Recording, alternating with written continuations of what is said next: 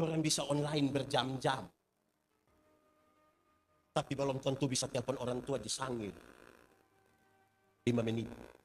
Nanti orang tua pas mati baru dia telepon ulang-ulang. Jangan kubur dulu sebelum kita sampai. Wah, takut siapa?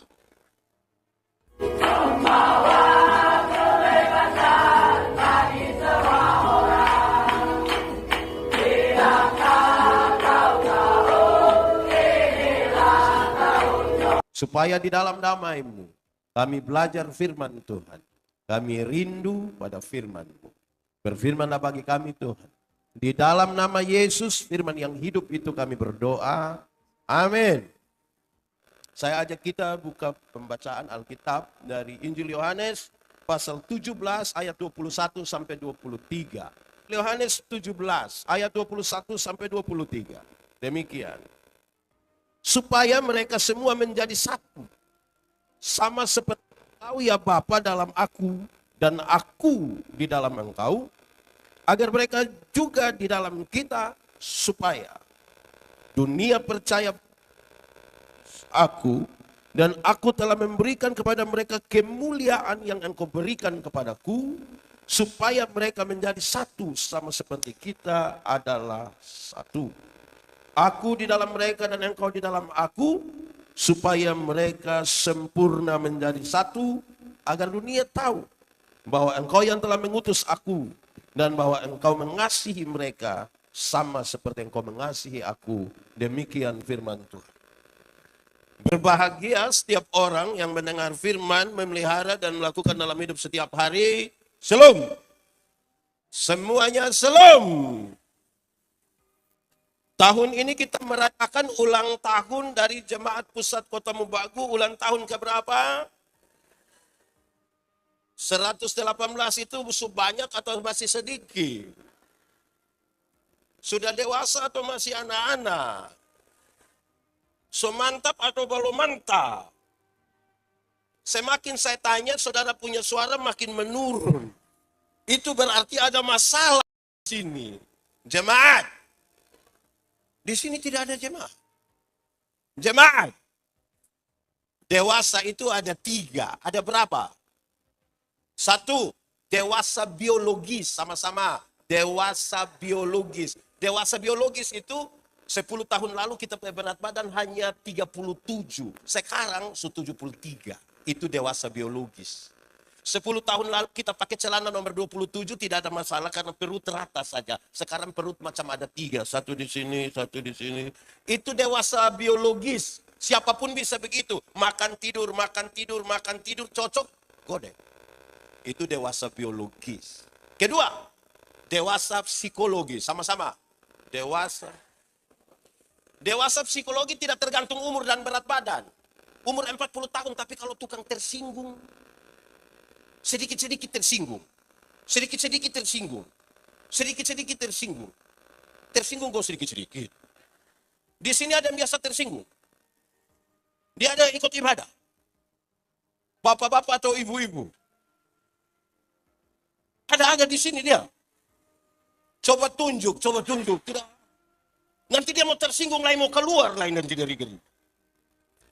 Di Kupang itu kalau ada orang tukang tersinggung di banyak-banyak orang suka baku korele. Badan besar tapi pikiran masih seperti anak-anak. Di sini ada. Dia paham apa? Bahaya. Ketiga, dewasa iman. Dewasa apa? Dewasa iman tidak tergantung berapa lama saudara bersinode. Dewasa iman tidak tergantung berapa lama saudara melayani Tuhan sebagai pelsus atau pendeta. Dewasa iman tidak tergantung berapa lama saudara ikut katekesasi. Dewasa iman itu kira-kira begini. Ada anak umur 3 tahun, ada meja berat 10 kg. Anak umur 3 tahun bisa pikul meja yang 10 kg? Bisa? 17 tahun kemudian dia umur 20 tahun. Bisa pikul meja yang 10 kg? Bisa? Yang berubah anak atau meja? Itu dewasa iman. Tidak akan pernah meminta untuk beban menjadi ringan. Berdoa supaya Tuhan memberikan bahu yang semakin. Orang dewasa iman tidak akan menangis minta masalah berubah. Karena dia tahu kalau Tuhan izinkan ada masalah, Tuhan tahu seberapa kuatnya dia. Selebihnya Tuhan yang atur. Amin. Jemaat, saudara punya masalah? Tidak usah omong. Saya lihat yang ini muka masalah semua. Masalah ialah kesenjangan antara harapan dan kenyataan. Ada masalah kan? Orang yang punya dewasa iman tidak minta masalah berubah. Karena dia tahu kalau Tuhan izinkan dia punya masalah, Tuhan tahu seberapa kuatnya dia. Selebihnya Tuhan yang menanggung atasnya. Karena itu hampir orang dewasa iman tidak akan meminta orang lain berubah. Hampir. Tapi siapa yang berubah? Siapa berubah? Kadang-kadang orang terlalu sibuk minta orang lain berubah. Sampai lupa rubah diri sendiri. Amin. Di sini juga ada. Cari masalah ini jemaat. Cari masalah ini.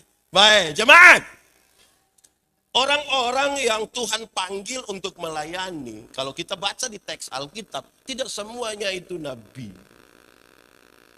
Ada Abraham, ada Ayub. Di sini ada nama Abraham.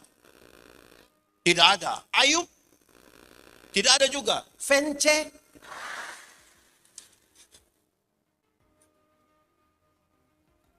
Nama Alkitab mulai hilang-hilang di sini nih. Oke. Ayub, Abraham itu pengusaha. Tuhan panggil.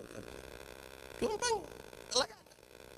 Bukan baru ada usaha sedikit buat tinggal dan mau pelayanan. Alasan sibuk.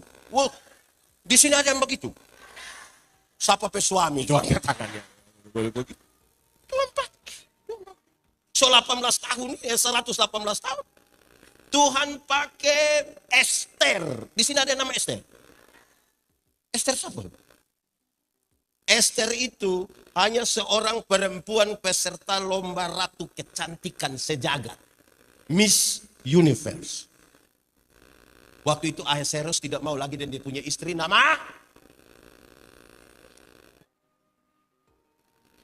Ahasuerus punya istri nama aduh 118 tahun belum tidak usah lomba paduan suara, lomba baca Alkitab saja. Tidak hafal. Tidak tahu ini Ahasuerus beristri. Siapa? Ayu Ting Ting calon?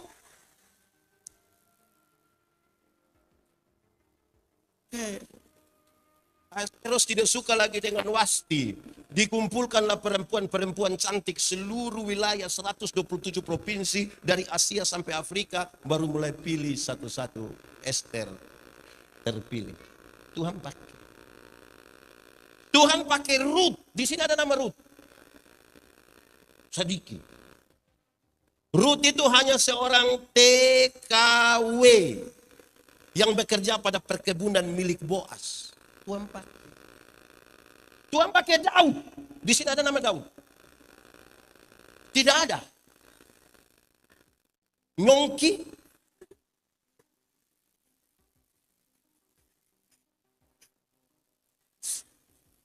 Tuhan pakai Daud. Daud itu hanya gembala kambing domba di padang. Yang DP Bapak sendiri tidak meyakini dia. Waktu dicari salah seorang di anak-anak Isai untuk menggantikan Saul, DP Bapak tidak hitung, tidak reken, dia tidak reken. Tuhan pakai Salomo. Di sini ada nama Salomo. Salomo itu raja. Alkitab mencatat 3 hal yang paling dicari oleh laki-laki itu hanya Salomo yang pernah alami dengan luar biasa. 1, tahta. Jabatan dari Salomo itu apa? Raja. Dia punya jabatan. Tidak ada lagi yang lebih dari raja. Yang lebih hanya raja di atas segala raja. Tuhan pakai. Dia yang kedua laki-laki itu kalau tahta yang kedua apa? Wanita. Salomo punya istri 700, gundik 300. 700 sama 300? Berapa? Saya yakin nama separuh dia tak kenal itu. Saya yakin dia tak kenal nama separuh. Paling sulewat begitu pada panggil. Nama siapa? Kalau satu hari dia dengan satu orang dari istri-istrinya, Dia butuh kurang lebih 3 tahun baru terputar kembali sampai istri. Itu dia sampai pemilu bariku. Tapi pasti dia lolos Istri 1.000. 1 TPS dia punya sendiri. Nah. Jemaat. Baru itu perempuan-perempuan cantik semua. Anak-anak para raja, salah satunya putri Firaun. Nona gagah-gagah. Bukan macam kayak yang dari... Ini gagah-gagah semua. Jemaat. Tapi kalau Alkitab bilang dia punya 700 istri dan 300 gundik. Namanya informasi. Sama-sama. Alkitab itu terdiri atas 2, informasi dan ajaran. Kalau kasih tahu yang dia punya istri 700 gundik 300, informasi bukan ajaran. Gereja tambah rusak karena orang bikin informasi menjadi tagal dia mau kawin 2 dia bilang kenapa Salomo boleh kita enggak. Harta, tahta, wanita, harta. Di zaman Salomo perak tidak ada harga. Perak tidak ada harga. Kalau perak saja tidak ada harga, jangan bawa kita punya besi putih. Itu tidak pakai di dalam Salomo. Enggak pakai. Yang berharga hanya emas 24 karat dan pendapatan emas Salomo per tahun yang dibawa oleh saudagar-saudagar di luar persembahan para bupati yang dia dapat itu 666 talenta. 1 talenta berat kira-kira 34 kilogram. Dia punya berapa? 6 kali 34 berapa? Kurang lebih 23 ton per tahun. Orang pun 10 gram saya pakai semua datang gereja. Dia punya 23. Dengan begitu luar biasa Salomo bilang, emas ada banyak begini, kayu ada banyak, semua banyak. Tapi dia bilang, kalau bukan Tuhan membangun rumah, maaf, sia-sialah. Sia-sialah. Orang-orang ini. Kalau bukan Tuhan mengawal kota, sia-sialah. 4 nama ini menarik. Petrus, Yakobus, Yohanes, Andreas. Ada nama-nama begitu di sini. Ada. Mereka hanya nelayan-nelayan kecil di Galilea. Tuhan panggil di kota. Tuhan pakai Lewi. Di sini ada nama Lewi? Tidak ada. Kalau Stephen,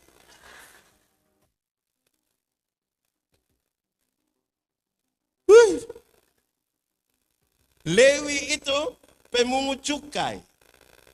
Roma bikin taksasi pendapatan dari satu wilayah.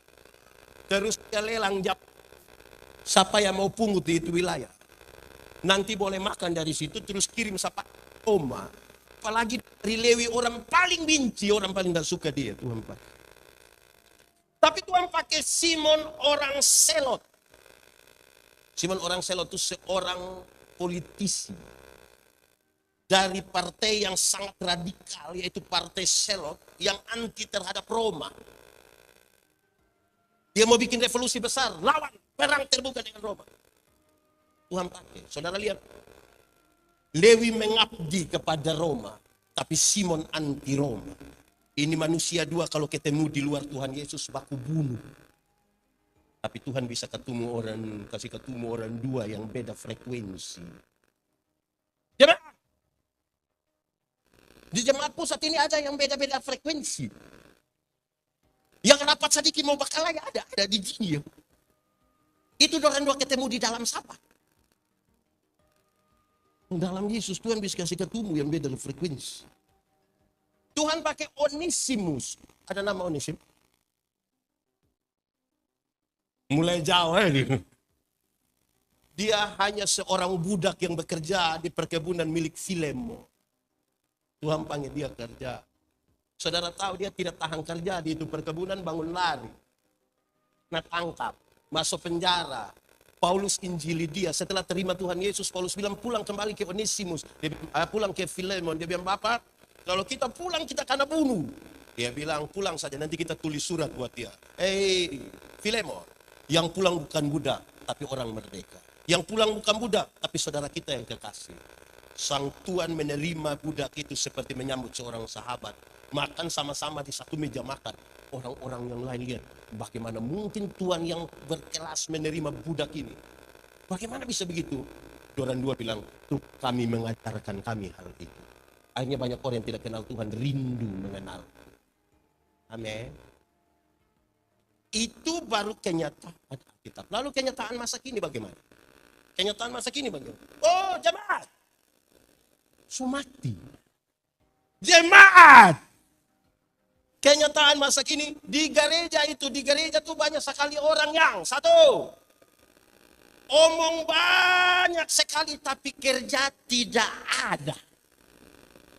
Di pusat sini ada yang omong paling hebat tapi tidak pernah kerja ada.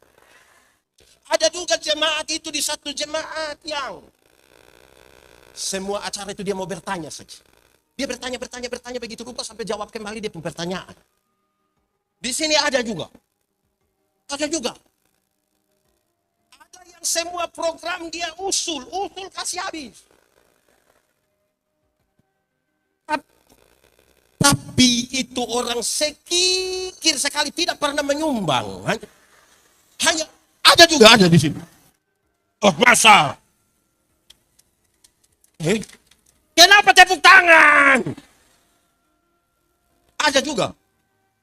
Ada ikut ibadah. Pakai baju warna.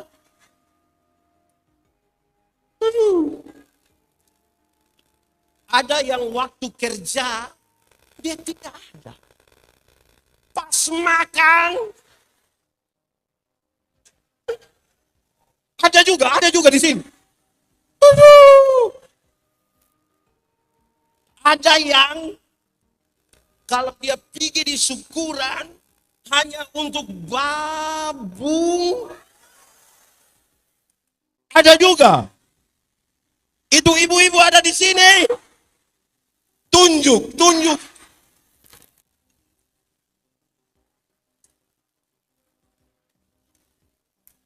Betul-betul ada. Dia ada di dalam kan di luar. Oke, shalom. Jemaat. Kenapa pendeta kasih tahu ini di awal? Ini belum khotbah, ini pengantar. Saya kan belum sentuh teks belum kan? Ini masih pengantar. Pendeta kasih tahu ini di awal bahwa inilah kondisi berjamaat kita. Sekarang kita akan mengelola perbedaan ini menjadi satu keluarga. Repot kan?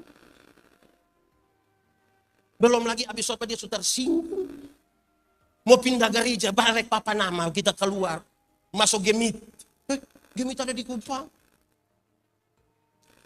Jemaat.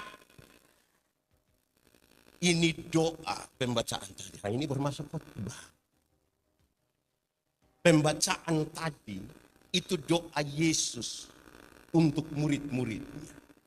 Doa ini, setelah doa ini, Tuhan Yesus akan menghadapi sebuah pengkhianat sampai akan mati di kayu salib dan dikuburkan.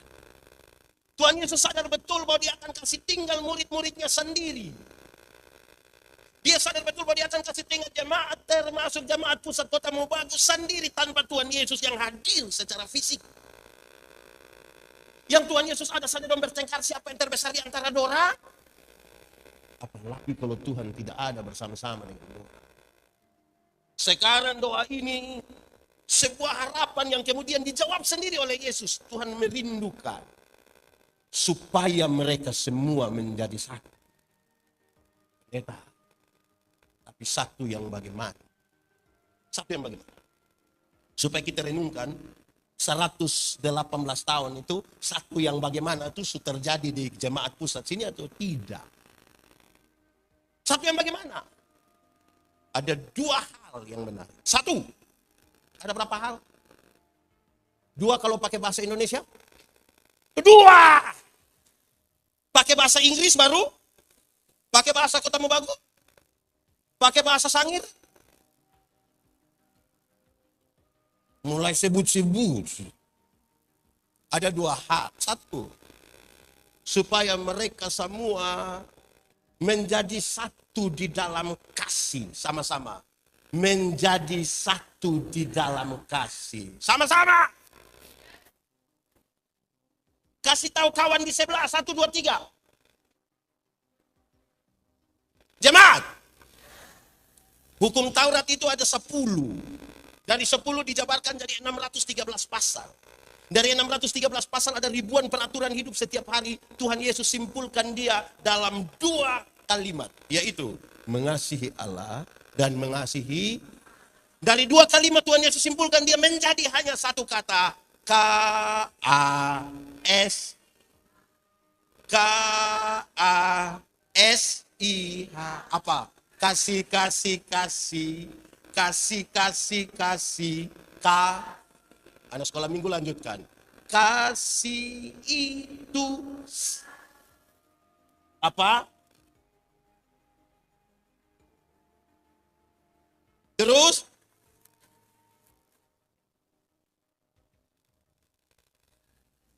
ini orang dong nggak tahu menyanyi semua. Ada panitia di sini, ada panitia. Panitia.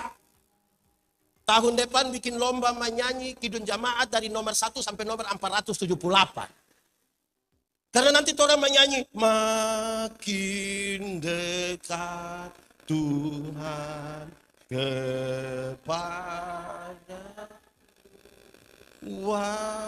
walaupun saliblah apa? Ada yang kita menyanyi dia hanya begini.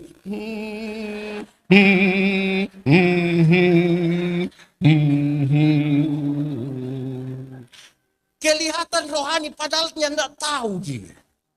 Lagu rohani tidak tahu, tapi kalau karena batu begitu.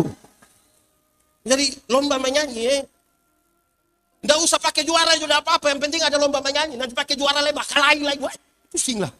Jemaat. Kasih itu stop di situ. Sabar. Alkitab kasih tahu 2 tentang kesabaran. 1. Sabar terhadap situasi. 1, 2, 3. Sabar. Ada situasi yang kita mau harus selesai sudah. Tuhan bilang apa? Ada penyakit penderitaan yang kita mau harus selesai sudah. Tuhan bilang apa? Anak muda, kamu sudah mau buru-buru mau kawin, tapi Firman bilang apa? Jangan buru-buru. Hei, anak muda, jangan buru. Oh sudah. Anak kamu saja masih muda kan? Jangan buru-buru menikah. Jangan buru-buru menikah. Sabar. Yang DP nama bulan madu itu hanya 1 bulan. Masuk bulan kedua tuh DP madu so habis. Itu tinggal DP lebar. Baik, sabar. Kadang-kadang jemaat sudah tidak suka lagi dengar pendeta khotbah, bahkan dia semua pulang. Tapi firman bilang apa? Ini jemaat orang ini. Kadang-kadang kita heran. Berdoa itu adalah bicara dengan Tuhan. Amin. Tapi pendeta dari mimbar yang baik. Bapak Ibu saudara-saudara, mari orang satu hati dalam doa, syafaat kepada Tuhan. Pas separuh mau tutup mata begini, separuh begini. Betul. Di sini ada. Dia duduk di depan sini atau di situ.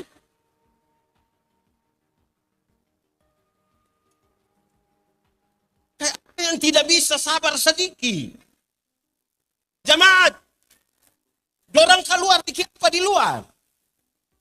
Merokok.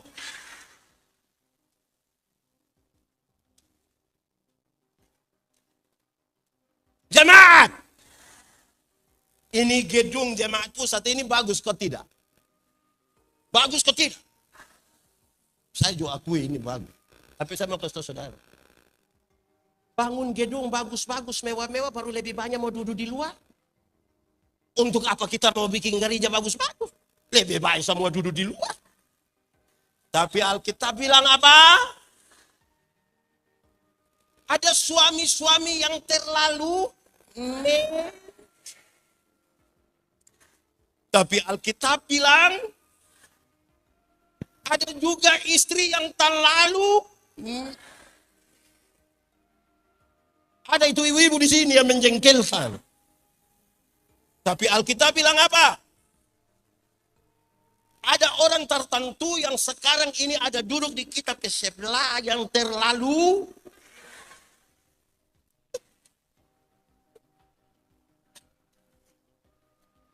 tapi Alkitab bilang apa? Itu hanya bisa terjadi dalam jemaat.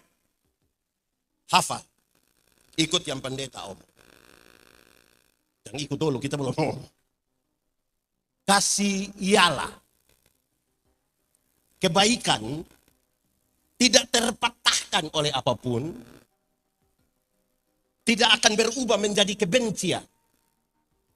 Ulang. Kasih ialah kebaikan tidak terpatahkan oleh apapun, tidak akan pernah berubah menjadi kebencian. Dengar rujukannya ini. Karena begitu besar kasih Allah akan jemaat. Apakah Tuhan Allah mengasihi dunia? Amin. Apakah dunia mengasihi Tuhan Allah? Lalu apakah karena dunia tidak mengasihi Tuhan Allah berhenti mengasihi dunia? Apakah kemudian Tuhan membenci dunia? Saudara lihat, kasih tidak terpatahkan. Sama-sama 1, 2, 3.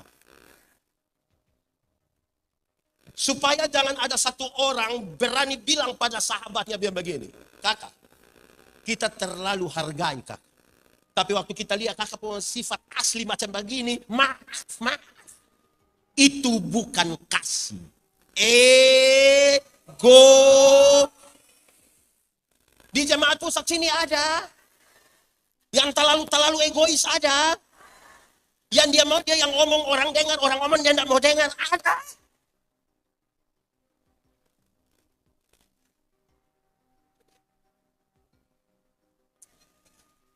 Jemaat.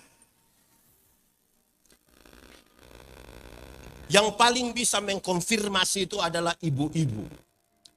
Kita tanya ibu-ibu saja. Ibu-ibu, melahirkan itu sakit atau tidak? Terlalu sakit. Mau melahirkan normal atau abnormal tetap sakit. Sesar itu abnormal, ibu. Ibu-ibu, waktu ibu-ibu sakit melahirkan, bahkan kami suami saja tidak bantu. Suami-suami hanya dari luar baru taruh tangan di kepala, dia bilang, Yesus. Sudah bilang Yesus lagi dia bayangkan, kira-kira ini anak muka iko siapa?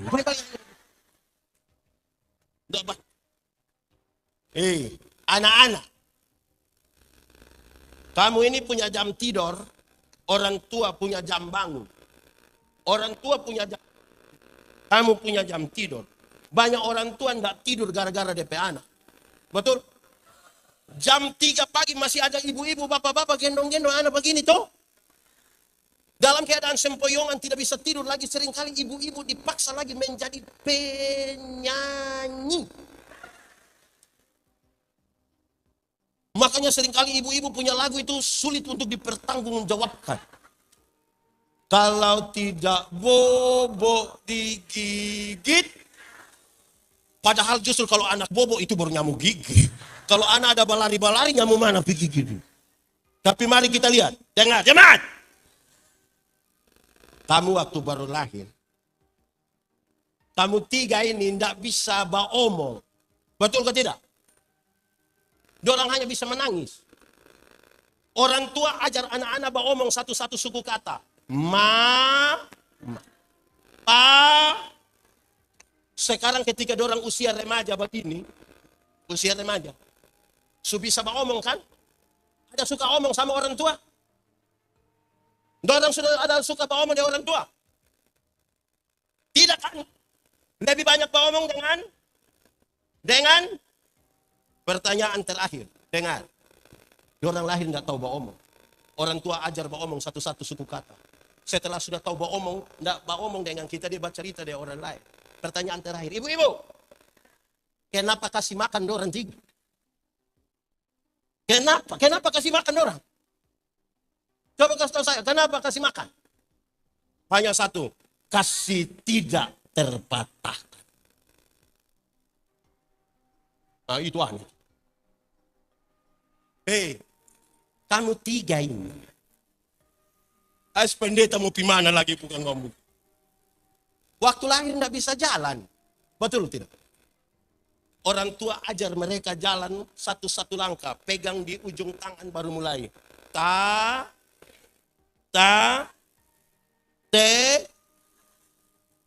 Itu jalan belakang. Setelah dorang remaja begini. Remaja. Ada suka jalan sama orang tua? Ada suka jalan dengan orang tua? Orang lebih suka jalan dengan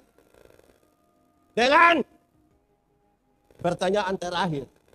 Kenapa mobil dikasih orang HP? Sama-sama 1, 2, 3. Kasih tidak terpatah. Jemaat. Orang tua lahir anak banyak-banyak. Tapi tidak pernah titip itu anak-anak di mana-mana. Tapi anak-anak banyak-banyak yang orang tua lahirkan. Ketika mereka sudah sukses, mereka bisa sepakat titip orang tua di panti. Yang sudah titip atau rencana titip, pendeta mau kasih ingat, batalkan. Hari ini kamu titip orang tua, besok-besok kamu punya anak titip. Apa yang kamu tidak mau orang perbuat kepadamu? Dengar. Berapa bersaudara? Berapa? 2. Orang tua bisa kasih lahir 4 orang. Tapi besok-besok kamu 4 ya sukses. Belum bisa urut mama yang hanya 1 orang. Belum. Orang bisa online berjam-jam. Tapi belum tentu bisa telepon orang tua disangir 5 menit. Nanti orang tua pas mati baru dia telepon ulang-ulang. Jangan kubur dulu sebelum kita sampai. Takut siapa? Jemaat. Pernah dengar kok tidak orang tua bilang begini, anak-anak, biar busuk-busuk juga kamu itu kita pe anak. Pernah dengar itu kalimat? Atau sendiri omong? So pernah tanya orang tua bilang kenapa bilang kita busuk? Jemaat. Orang tua bilang begini, asal kamu mau sekolah tinggi, biar kami orang tua ikat purun enggak apa-apa. Orang tua kalau saya bilang ikat perut itu bukan berarti dorang mau pakai stagen. Tapi dorang utang demi anak-anak. Kamu ada handphone, ada Android, utang. Itu orang tua. Karena kasih. Anak muda. Di sini nggak ada anak muda. Opa sama. Ini. Anak muda. Ada yang datang bawa motor. Naik motor sendiri. Utang itu motor. Orang tua mau kan depan. Iya toh? Tapi kalau ada orang tua sakit, berapa banyak anak yang mau jaga DP orang tua? Kalau dia berani jaga 2 hari, dia bilang, Papa, macam nggak ada anak lain, hanya tidak ada. Betul? Atau kadang-kadang tidak pernah perhatikan orang tua. Orang tua pas sakit, pas batuk sedikit, tiba-tiba anak sampai langsung bilang, sertifikat.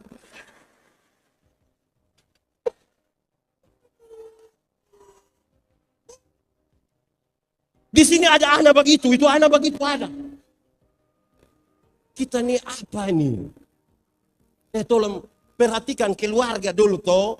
Papa mama saya tidak perhatikan, anak anda perhatikan. Saudara merindukan satu persekutuan yang saling memperhatikan penuh kasih. Papa-papa doang juga. Potong ayam papa dapat DP paha, DP dada. Anak dapat kuku, leher.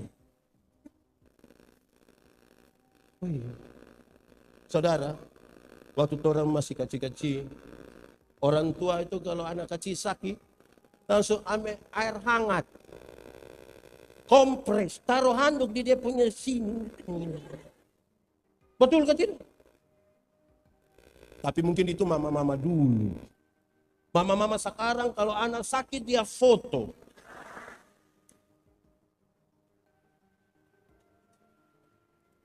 Su foto dia upload lagi baru tulis. Dede sakit. Cepat sembuh nih. Mama sayang Dede. Di sini ada mama-mama begitu. Tunjuk itu mama. Habis itu Dede foto satu, DP mama punya 30. Banyak anak-anak malu lihat DP mama yang kaki agak kotor, agak pica-pica di tubuh. Malu dia. Siang. Kita menyanyi dulu. Lagu dunia tapi biar kita menyanyi di ibadah. Ini si pendeta. Kasih ibu kepada siapa?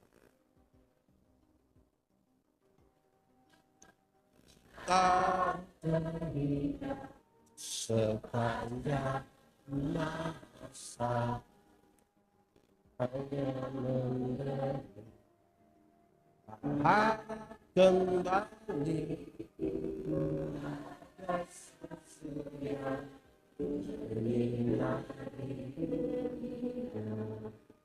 Coba ulang itu lagu sambil bayangkan mama mantu pemuka. Nggak mau bayangkan ini. Ini bahaya ini kalau begini nih. Ini saya lihat saudara bahaya ini. Kasih ibu kepada siapa? Sampai kapan?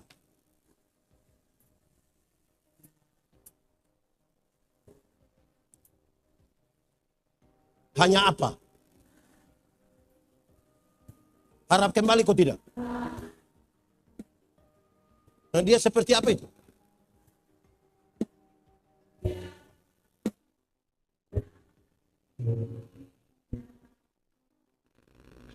Begini baru sengaja sedih-sedih. Kita kadang-kadang terlalu banyak berteori tentang kasih. Kok kalau orang tua ngomong satu kata, kenapa kita bilang begitu? Jangan. Ini anak sayang mama enggak? Omong saja. Sayang orang tua atau tidak? Sayang. Jangan. Waktu masih muda dan bisa sayang orang tua. Besok-besok sonika.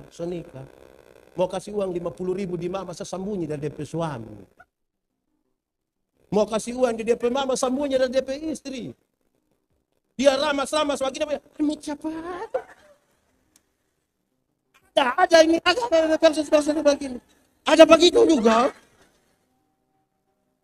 Saudara-saudara, kasih ini Tuhan mau, kasih bukan kata-kata, kasih tindakan. Tuhan mau mereka mesti menyatu di dalam kasih. Sama-sama katakan, kasih tidak terbatas. Itu belajar di rumah. Kenapa lihat kita?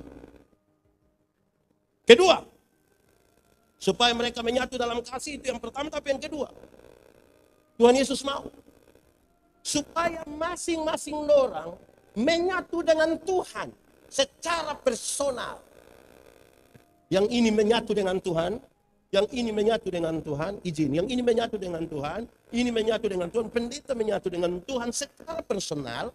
Baru masing-masing pribadi yang so menyatu dengan Tuhan berkumpul bersama dalam sebuah persekutuan yang DP nama Jemaat Pusat Otot Baru.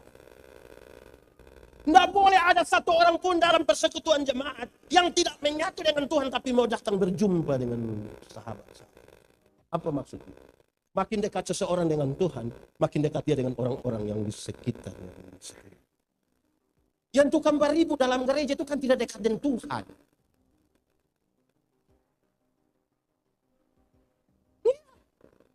Kalau dekat dengan Tuhan, saudara, bukan tanpa masalah. Tuhan tidak pernah janji lautan tenang. Bukan laut kalau tidak ada gelombang. Betul ke tidak? Ada yang tidak ada gelombang, dia nama apa? Aku. Yang nama laut ada gelombang tuh. Apalagi musim selatan sekarang. Tak pernah Tuhan janji hidup Tak pernah dia janji. Sudah nanti pulang bernyanyi. Kita dengar khotbah.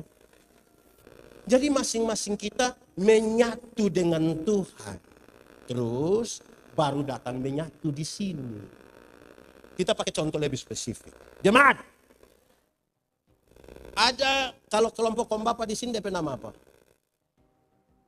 APKB. Ada banyak kaum bapak yang mau ikut ibadah, tapi bilang kalau beda rumah siap.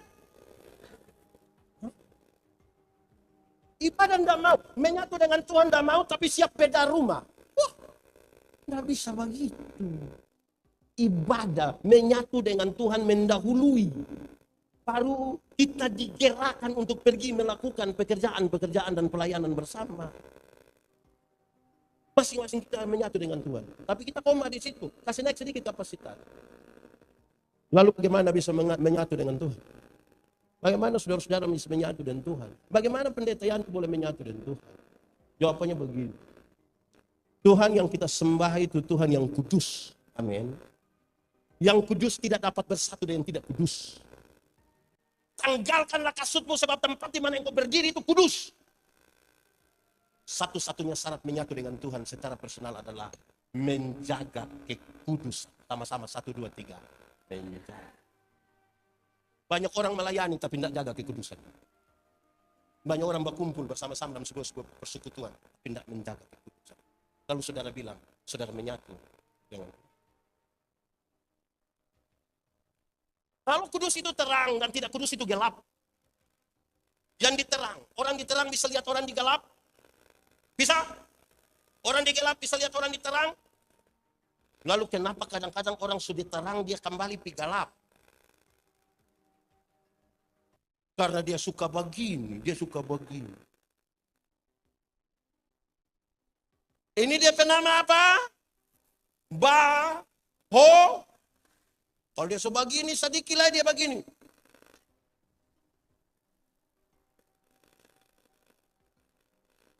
Jemaat.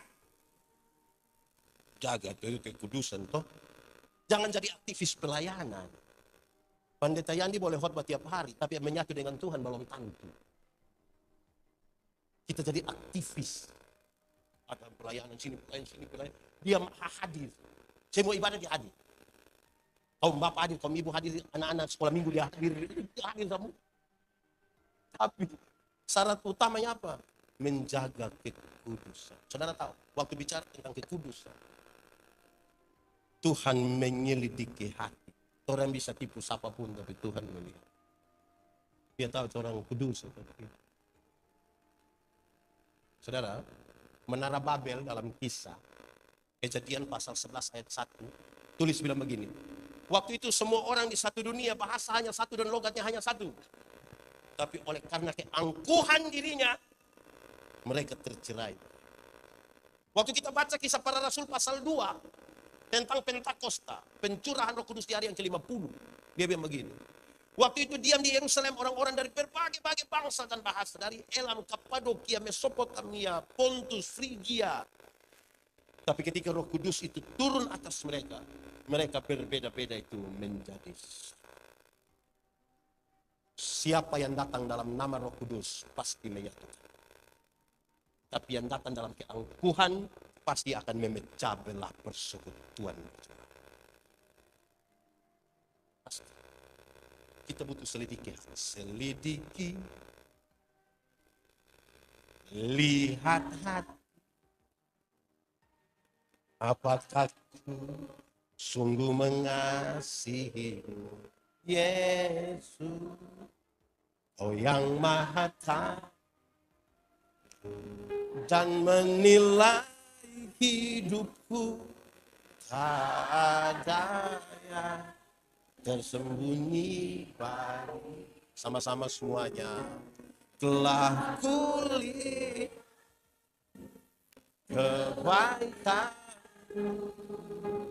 yang tak pernah habis di hidupku.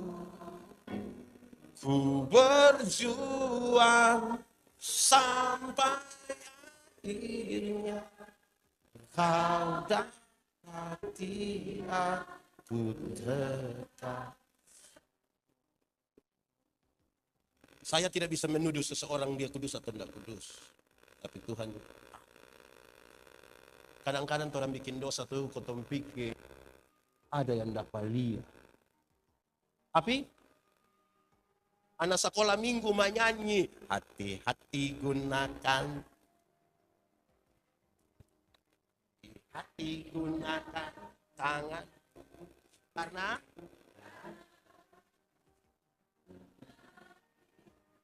karena itu hati. Jemaat, ada tahu ini lagu? Pulang menyanyi sebut dari ujung kaki sampai ujung kepala. Baru kita tahu ternyata Tuhan ada lia-lia, kan begini.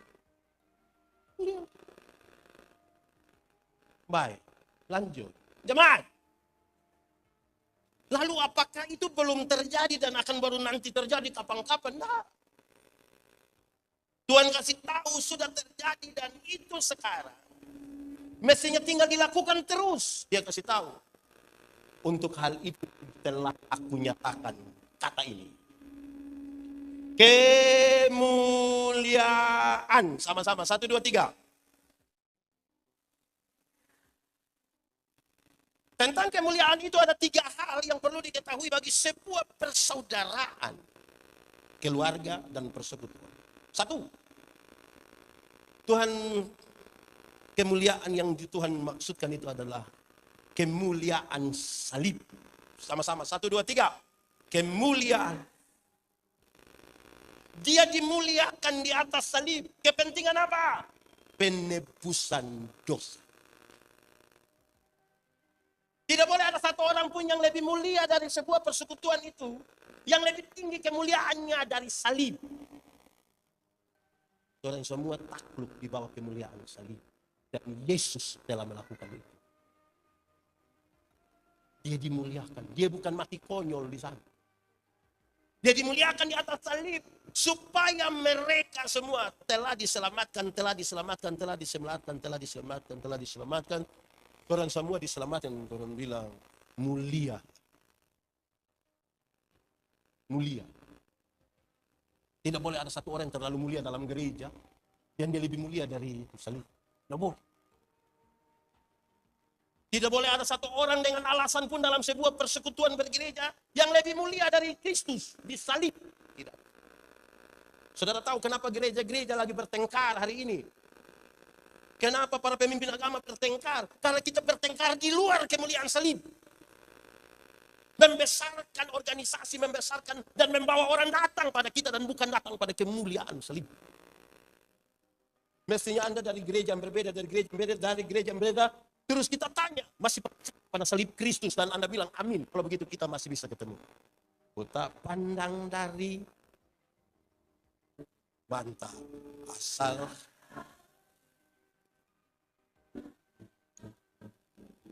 kalau hatimu seperti siapa kau? Kau rasa.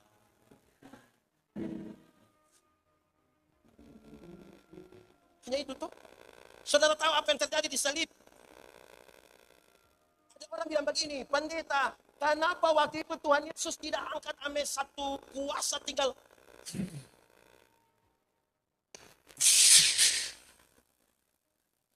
matilah itu orang-orang yang mau salibkan dia kan? Terus ada yang bilang begini, untung saya bukan Tuhan Yesus. Kalau saya Tuhan Yesus, orang langsung mati. Makanya engkau tidak jadi Tuhan Yesus. Di salib itu, saudara, Tuhan bisa lawan atau tidak? Bisa atau tidak? Dia bisa bilang, kau tidak. Tapi dia berdiam-diam. Untuk kemuliaan surga itu dulu. Bukan karena tidak bisa, bukan karena tidak tahu. Sekali lagi, bukan karena tidak bisa, bukan karena tidak tahu. Tapi dia berdiam-diam. Kita pun yang tidak tahu saja ribut. Apalagi tahu. Saudara, saya bikin status beberapa orang komen. Bukan beberapa, banyak. Saya bilang, urus orang bodoh sekali gampang. Urus orang pintar sekali gampang. Repot urus orang yang tahu-tahu sepotong. Yang tahu-tahu hanya sedikit, kita pusing. Semua dia tahu. Kita repot. Memang mengendalikan diri supaya tidak lebih itu penting untuk sebuah persoalan. Kedua, kemuliaan ketaatan. Sama-sama, kemuliaan. Tidak boleh ada satu orang tertentu dalam gereja Tuhan yang karena jabatan, karena apapun, tidak taat. Yesus itu taat, bahkan taat sampai mati. Di Jemaat Pusat Kota Mobagu ini ada katekisasi untuk yang kelas katekisasi, ada. Biasa berapa lama? Berapa? 3 bulan, 6 bulan. Orang di Gamit itu mesti 1 tahun. Nanti kalau dia tidak masuk ikut katekisasi barang 3 kali, tidak bisa sidi. Terus ada orang tua datang tanya pendeta, nanti di Desember ini ada tabis sidi kah? Terus pendeta bilang, iyo, kenapa? Terus dia bilang, kita anak yang sekolah dokter itu di Bandung itu. Anak pintar sekali, pintar. Itu dosen belum tahu, dia sudah tahu semua. Nah dia kenapa? Oh dia mau datang bulan Desember, boleh mau tabis langsung? Terus pendeta bilang, enggak bisa, ini mesti 1 tahun. Tersinggung DP Bapak. Itu kalian pendeta Yani, kau keluar. Orang lain punya anak, kau boleh taat di sini, ikut sampai datang gemetar di sini. Dia mau kasih aku siapa? Memangnya katekisasi ibu pendeta ada ajar bunuh orang? Ajar orang baik toh. Dia itu anak itu. Ini gagal, hei, itu hari ini tanah ini kita oma yang kasih. Wah! Nggak bisa pakai. Nggak bisa. Kenapa ada oma-oma yang bateria di sini? Taat. Tidak bisa ada yang tidak taat. Gereja itu kita bukan dengan selera, tapi tanggung jawab. 1, 2, 3. Masih banyak orang bergereja dengan selera. Contoh, Bapak Ibu pakai ini baju, kita namakan apa ini? Kita sebutkan apa? Batik atau apa? Atau tidak ada kain bernama dia. Oh seragam saja toh. Terus ada di saudara-saudara nih nggak suka ini warna. Waktu saudara pakai bukan karena selera, tapi karena apa? Tanggung jawab. Waktu saudara punya usulan tidak diterima pada waktu rapat jamaat, saudara menjalankannya bukan karena selera, tapi karena apa? Tanggung jawab. Masih banyak orang gereja yang selera. Mesti ikut DP mau.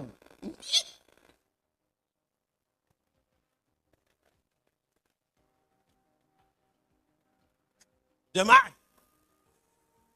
kita melayani di satu pulau kecil di selatan NTT, Pulau Sabu. Orang Sabu itu suka iris pohon lontar itu apa? Dapat nira itu apa? Kalau di sini apa? Sague. Nah itu. Jangan sampai cap tikus ya. Saya tanya seorang kostor, dia punya 1 istri dan 5 anak. Saya tanya dia, Ama, panggilan kepada laki-laki. Ama, iris itu kami sebut tuak. Iris tuak susahnya. Dia bilang susah pendeta. Coba gambarkan DP susah bagaimana. Dia bilang pendeta, karena itu pohon tuak jam 2 subuh, kita baru turun jam 7 pagi. Karena pohon banyak, nggak bisa kita naik dari 1 pohon, turun kembali dari itu pohon, naik, pindah lagi pohon sebelah, nggak bisa. Buang waktu, buang tenaga. Jadi, kita sambung DP daun, langkah langsung ke sebelah, resiko jatuh. DP pisau terlalu tajam, kadang-kadang kasih luka kita pejahat. Terus kita bilang dia di muka, di hadapan istri dan anaknya, kita bilang, Ama, so tahu iris tuak susah begitu, siapa suruh mau iris tuak? Dia lihat pada DP istri dengan 5 orang anak, dia bilang begini. Dia hanya begini. Baru dia bilang, nanti dorang makan apa pendeta? Itu membuat saya mengerti. Dia naik pohon jam 2, turun jam 7, resiko jatuh atau terluka, dia melakukan itu bukan sekedar kewajiban. Tapi apa? Tanggung jawab. Itu baru bisa sama-sama satu gereja. Orang yang hanya sekedar menjalankan kewajiban, dia suka ucap, pokoknya, kok yang penting, pokoknya, yang penting, pokoknya. Namanya begitu toh. Pokoknya yang penting, yang penting. Tanggung jawab kelas di atas kewajiban. Pas banyak orang hanya menjalankan kewajiban. Datang cepat-cepat, bukan lihat tugas di situ. Yang baca Alkitab. Banyak yang menghindar, tidak mau baca Alkitab. Di sini baca Alkitab versus pendeta. Di beberapa gereja lain versus yang baca. Satu dua orang kepingin menghindar, sengaja datang terlambat. Ya, oh nanti pakai kacamata. Pinjam orang punya. Dia sengaja datang terlambat. Tapi sekretaris tunggu memang. Ame sekolah langsung bilang baca Alkitab. Nah, kan hanya jalankan kewajiban. Pembacaan hari ini terambil dari Yohanes pasal 17 ayat. Itu kita belum baca orang.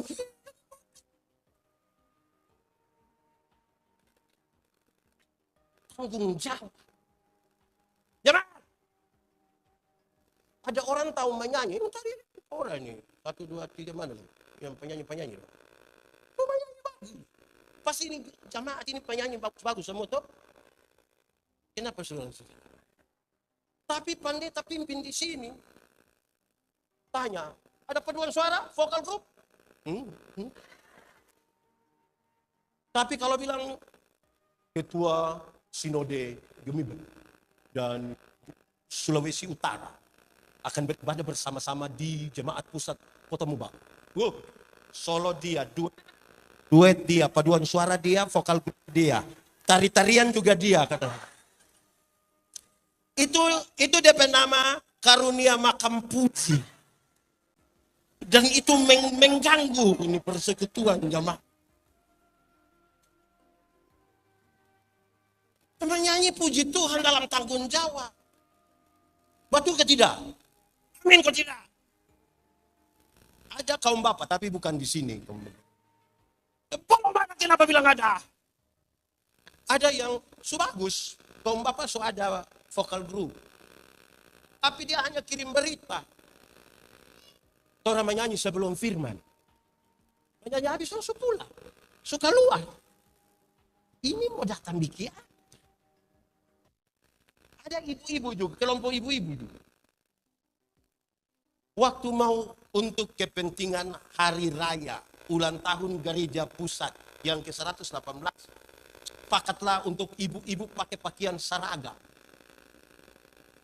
Kita ribut di soal motif.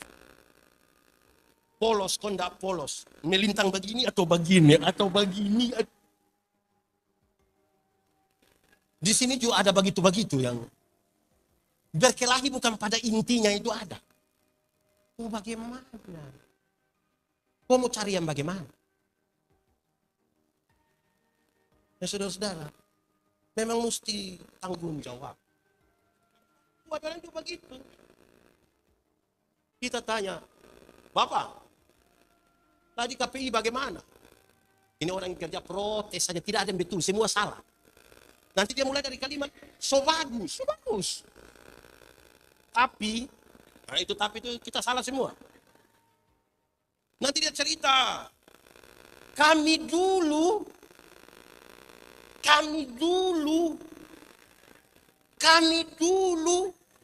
sekarang so sekarang.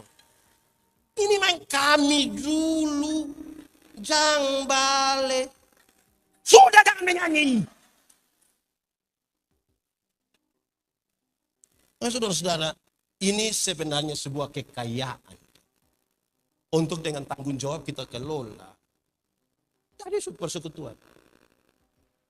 Jadi sebuah persekutuan. Ketiga, kemuliaan apa? Kemuliaan Yesus. Sama-sama, 1, 2, 3. Dunia mesti tahu, dia bilang. Aku di dalam engkau dan mereka di dalam aku. Yesus itu siapa? Jemaat. Dulu, bukan kami dulu. Dulu, Tuhan itu tidak dikenal. Dia sangat jauh. Orang tidak tahu dia siapa. Sampai ada satu waktu ketemu Musa. Terus Musa bilang begini, nanti kalau ada yang tanya, kita mau bilang dari siapa? Dia bilang, pergi kasih tahu. Aku adalah aku, mengutus aku kepadamu. Kalau ada orang tanya, bilang siapa suruh, tolong kasih bilang aku adalah aku. Jemaat ngerti? Ini jemaat tidak tahu terus datang, tanya, Persus siapa yang suruh datang? Aku adalah aku. Ada bisa mengerti itu? Dari aku adalah aku, dia kasih naik sedikit. YHWH. Tapi ini tidak boleh diucapkan sembarangan. Dari YHWH itu, dia naik sedikit. Immanuel. Tapi Immanuel yang mana? Dia bilang, oh, yang pemerintahan ada di bahu. Yang. Matius masih menyebut Immanuel. Dan Yohanes menyebutkan. Dan nama itu adalah Yesus. Nama itu adalah Yesus. Dunia mesti tahu bahwa Yesus itu menyatu dengan Allah. Pertanyaannya sekarang. Supaya kita jangan berandai-andai. Kalau sebentar jamaat pulang, pendeta si jamaat masing-masing 100.000. Senang atau tidak? Cerita orang atau tidak? Cerita atau tidak? Pasti pulang buat cerita bilang, rugi ndak ikut ibadah. Itu pendeta kepala botak kasih kita doy. Sekarang pertanyaannya, jemaat, Tuhan Yesus mati bagi kita harganya lebih mahal dari 100.000 atau lebih murah dari 100.000? Yakin? Benar-benar lebih mahal? Amin. Pertanyaan terakhir, so kasih tahu orang, ada cerita orang, dapat pulsa 10.000 saya kasih tahu seluruh dunia, bikin status, terima kasih, pulsa so masuk, besok lagi nih, parakus, pulsa 10.000 masuk, cerita semua orang, Yesus mati pakotong ini, harga begitu mahal, ini mulut tak kancing, tak berani bilang. Nggak berani om.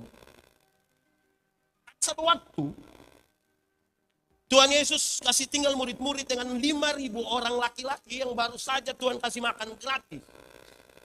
Tuhan pergi di mana? Dia pergi di Gerasa hanya untuk berjumpa dengan satu orang yang kerasukan legion. Kerasukan legion berarti dia kerasukan kira-kira 6.000 roh jahat. 6.000 roh jahat. Kita punya teman Persus yang hanya satu roh jahat di DP otak, kita pusing.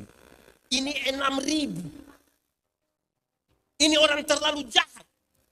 Orang lain dia jahat, dirinya pun dia jahat. Dia titi-titi dia badan pakai batu kan.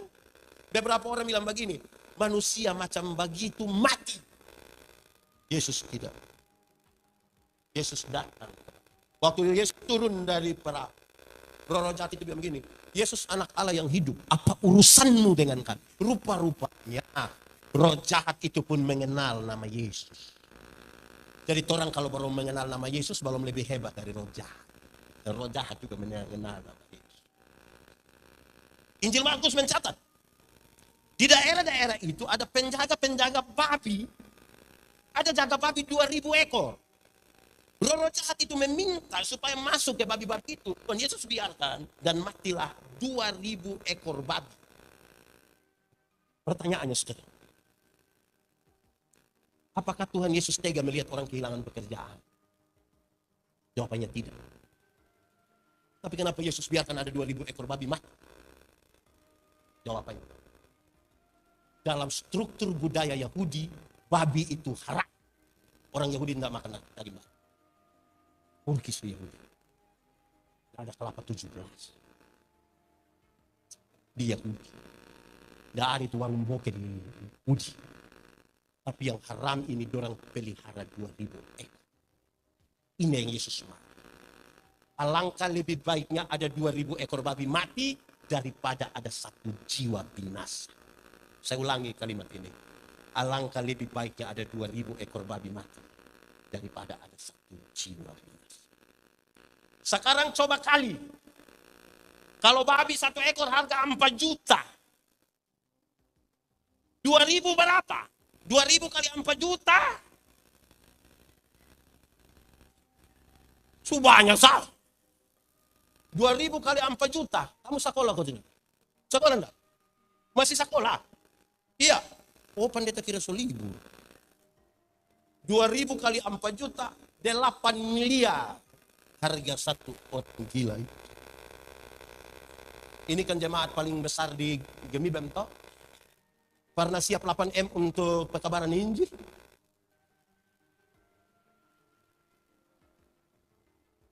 Mau bagaimana 8M? Urus uang 100 juta kita bertengkar tiap hari 8M. Pusing kita. Pertanyaan terakhir. Dan siapakah orang gila itu? Siapakah orang gila itu? Orang gila itu bisa jadi kita pesuami. Ibu-ibu ini cantik-cantik datang gereja jalan sendiri. Pendeta tanya ibu, mana suami? Terus saya bilang, pendeta tahu sendiri. So tahu dia begini kenapa kawin dan dia? Jemaat, kasat mata kita lihat ternyata yang paling banyak ini ibadah ini mama-mama. Betul? Ini mama-mama janda semua. Oh, mana suami? Ada suami yang dulu masih muda-muda, dia bisa jemput DP istri, bawa pi ibadah pemuda. Sumenika, tak lagi datang gereja. Pendeta bilang, Bapak, kenapa kasih tinggal istri datang sendiri gereja? Mestinya kan sama-sama. Dia bilang, pendeta, waktu pendeta kasih nikah kita sama istri, orang dua telah menjadi satu. Jadi istri kalau sudah pergi sama dengan kita juga sudah. Jadi memangnya kalau istri so makan sama dengan suami so makan. Jemaat, masuk surga tuh macam pergi di WC. Tidak bisa diwakilkan. Masing-masing akan pergi sendiri. Tidak bisa kita tanya, kakak, yo kemana? WC, titip. Tidak bisa. Masing-masing.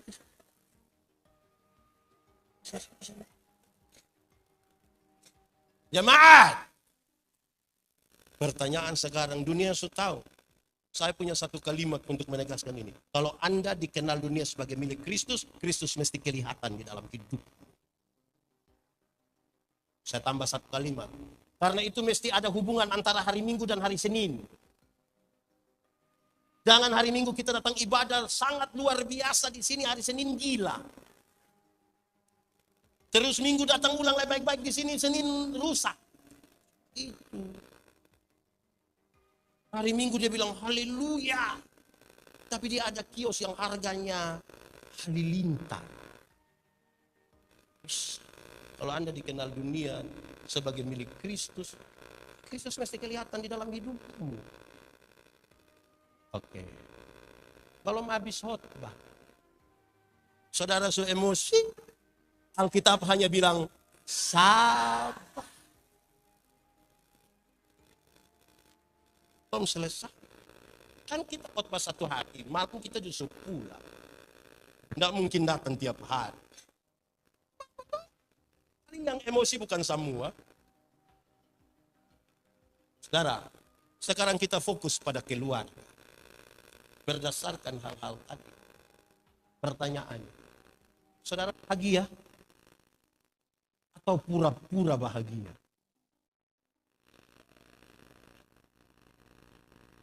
Apakah satu rumah tangga itu disebut bahagia karena dia bersuami terlalu ganteng, istri terlalu cantik? Tidak juga. Apa bahagia karena dia punya rumah bagus, banyak mobil, bahagia? Tidak juga. Lalu apa kata Alkitab tentang bahagia? Supaya kita ukur dari semua ini. Supaya kita bedakan semua orang yang tidak percaya Tuhan juga menikah. Toh? Mazmur 128. Cepat! Sudah. Lihat saja. Coba buka. Mazmur 128. Dia kasih tahu. Yang bahagia, mesti empat hal ini ada di situ. Kalau tidak, orang pura-pura bahagia. Supura-pura lain sengaja pakai pakaian seragam, pergi pesta, datang sedikit terlambat, baru angkat-angkat tangan seperti romantis begitu. Satu, rumah tangga yang bahagia itu kalau takut akan Tuhan. Sama-sama 1, 2, 3. Suami-suami yang takut Tuhan tidak akan pernah menampar istrinya, walaupun dia terlalu marah. Di sini ada suami biasa pukul istri. Saya beri pertanyaan. Ibu-ibu yang biasa kena pukul dari suami, coba angkat tangan. Ayo jangan! Berani angkat tangan pulang kena pukul ulang. Ibu-ibu, kena pukul dari suami tiap hari itu bahagia. Langsung cari suami pagi. Papa hari ini belum papa bis. Suami yang takut Tuhan tidak pernah menampar istri. Istri yang takut Tuhan tidak pernah akan maki suaminya. Di sini ada ibu-ibu tukang maki. Itu senyum maksud apa? Pelaku. Ibu-ibu yang takut Tuhan jaga dia mulut. Masalah keluarga sedikit muat di Facebook. Kedua, yang takut Tuhan itu yang bahagia itu kalau makan dari jeripaya tangan sendiri. Sama-sama 1, 2, 3. Saudara mau tinggal di rumah yang fasilitas mewah sekali, masih orang tua punya, belum bahagia. Kalau tinggal di rumah sendiri yang kerja setengah mati, tidak ada plafon, ukuran hanya 3x4, kita masuk langsung keringat, tapi kalau itu hasil jadi payah tangan sendiri, kita tulis di muka, rumahku istana. Dulu, bukan kami dulu. Dulu belum ada handphone. Orang telepon ke rumah. Selamat malam om. Yo, shalom. Bisa bicara dengan Yandi. Bapak bilang Yandi tidak ada. Tapi betul ini Yandi per rumah. Bapak bilang tidak. Tapi Yandi kasih tahu ini dia per rumah. Bapak bilang tidak. Ini kita per rumah. Yandi hanya menumpang di kita per rumah. Karena itu terjadi beberapa kali, kemudian kita tanya Papa, kenapa setiap kali orang telepon Papa bilang ini bukan kita per rumah, sebenarnya kita ini anak siapa? Terus Papa bilang begini, anak, kamu bersaudara laki-laki ada 3 orang. Kalau engkau punya kakak pertama kawin 1 perempuan, bawa datang di ini rumah dia karena dia rasa dia per rumah. Kakak nomor 2 kawin lagi 1, bawa datang di sini kan dia rasa dia per rumah. Engkau juga kawin 1, bawa datang lagi di sini kan engkau rasa engkau per rumah. Maka kita tinggal tunggu kapan ngoni 3 baku bunuh gara-gara kita per rumah.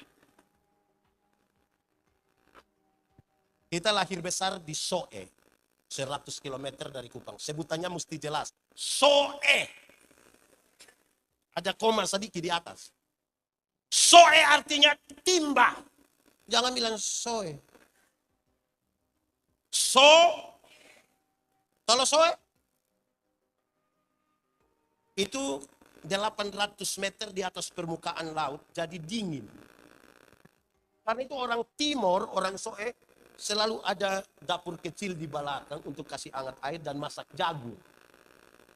Kita pulang dari Kupang, lihat Papa ada kerja dapur itu. Kita Papa itu guru olahraga. Guru olahraga kerja bangunan, miring sekali. Nggak ada DP lurus-lurus, nggak ada.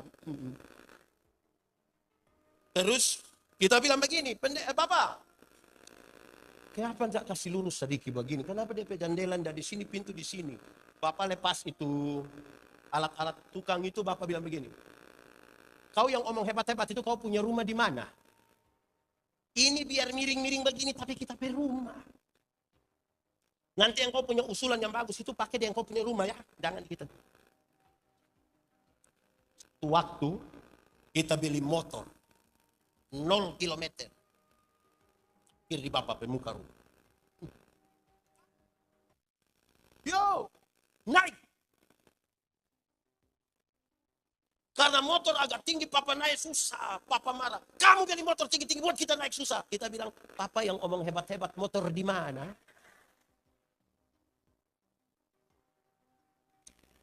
Makan dari jeripaya tangan sendiri. Sama-sama 1, 2, 3. Cukupkan dirimu dengan apa yang ada padamu, berbahagialah engkau dan baiklah. 3. Rumah yang bahagia itu kalau istrinya seperti pohon anggur yang subur. Istrinya seperti pohon anggur itu menghasilkan anggur, itu minuman para raja, lambang dari sukacita. Istri menjadi sukacita dari suami. Suami di mana-mana ingat DP istri. Ibu-ibu, kalau suami ada berangkat baru ingat istri, ada senang atau tidak? Suami telepon sampai telepon. Istri menjadi sukacita. Suami mau berangkat di Surabaya kah, Jakarta kah, Denpasar kah, tidur di hotel yang mahal, bintang 5, spray dari Sutra, sarung bantal dari Sutra, selimut dari Sutra, berbau harum sekali. Tapi dia tidak lupa sarung bantal di rumah. Padahal mungkin bau ludah. Atau mungkin bau keringat, bau ini apa? Suarin tuh, bahagia di rumah tuh. Istri seperti pohon anggur yang subur. DP badan mau subur ke tidak itu soal nomor 2. Nomor 1 adalah dia menjadi sukacita. Untuk ya ampun. Rumah yang bahagia itu kalau anak-anaknya seperti tunas pohon zaitun. Anak-anaknya seperti pohon zaitun menghasilkan minyak zaitun, dan salah satu fungsi terbaik dari minyak zaitun ialah menyembuhkan luka. Kalau anak-anak dapat menyembuhkan luka orang tuanya, bahagia. Menyembuhkan luka itu ada 2. 1, kalau harapan-harapan dan cita-cita orang tua bisa dipenuhi oleh anak-anaknya. Atau yang kedua, lebih harap dia. Bahwa kalau ternyata orang tua sudah di tempat tidur karena lumpuh, sudah di kursi roda karena lumpuh, dan masih ada anak yang sempat urus DP orang tua. Bahagia.